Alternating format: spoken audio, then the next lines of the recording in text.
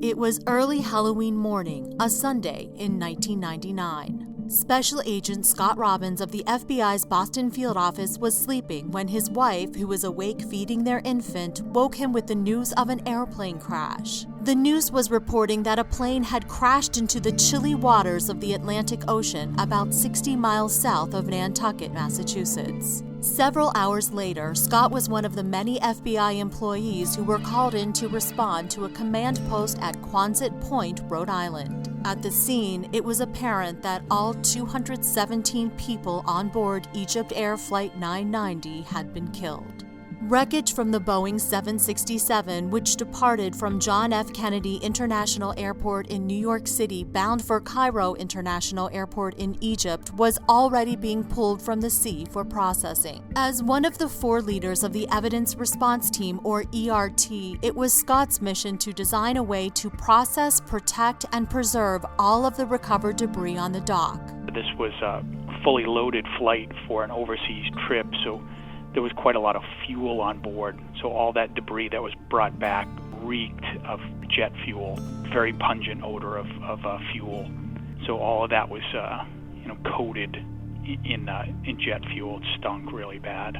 But they brought that back to the dock and laid it out and tried to start an assessment as to what happened. What had happened? The crash raised questions about possible terrorism. More than 900 FBI employees had recently investigated the 1998 American embassy bombings in Kenya and Tanzania. Those attacks, which killed 224 people, were linked to al-Qaeda. At the time of the Flight 990 crash, Barry Mon was the special agent in charge of the Boston office and says the FBI investigated the case with the National Transportation Safety Board, or NTSB. It was a very big investigation and a tragic incident at the same time, and it immediately raised concerns that potentially this was a criminal act or a terrorist act. We initially thought this could be a continuation by al-Qaeda. There was always at the back of our minds the possibility that this could have been a criminal or terrorist act.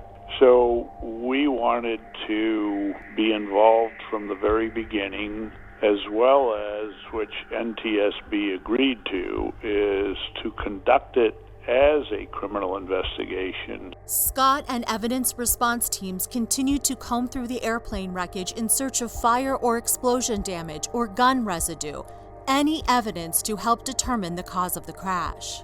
There was metal debris from the airline itself, the aluminum debris, all had to be rinsed off with fresh water. So we did that with fire hoses. And then we laid it out piece by piece on the floor of a hangar to dry. But also there were a lot of personal effects, clothing and suitcases full of clothing and personal documents and shoes. And all those were laid out on huge racks with fans to dry all that material so that it wouldn't mold. You want to dry it off as quickly as you can, and then sift through that for any type of debris or any type of evidence. If it had been an explosive device, perhaps there's a piece of the bomb wrapped up in a piece of clothing or caught in the fibers of a piece of clothing. More and more colleagues joined them in the effort. Some boarded a ship and braved the high-rolling waves to recover what the sea was still holding. It wasn't just me. There were hundreds of people, virtually everyone from the Boston office, as well as folks from New York, and also evidence response teams from the East Coast responded to assist us in processing all of this. It was quite a big job. We all worked that case, and everyone was glad to do it because it was a sense of you're working something bigger than yourself. You're pulling together as a team to really work on something bigger than you individually.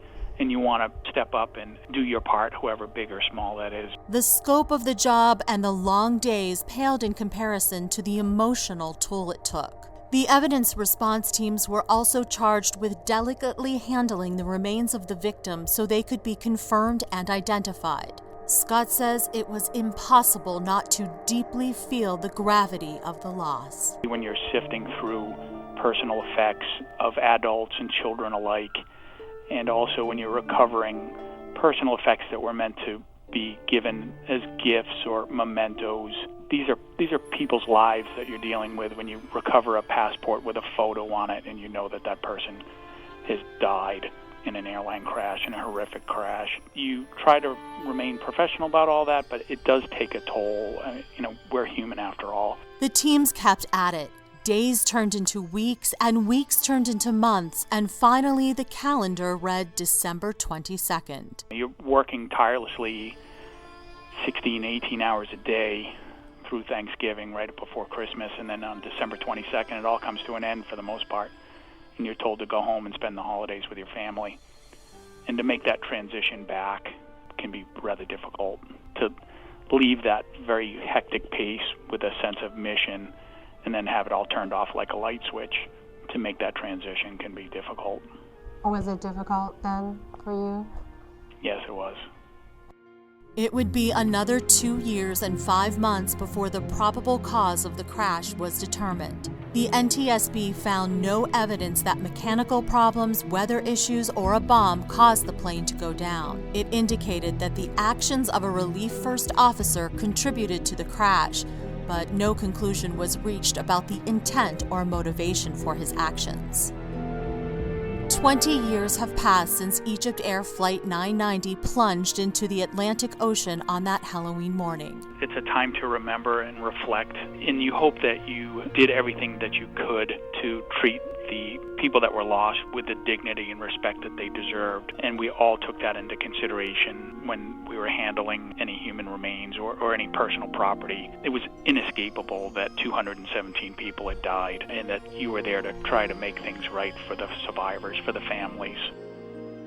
Learn more about the work of the FBI Evidence Response Team at FBI.gov.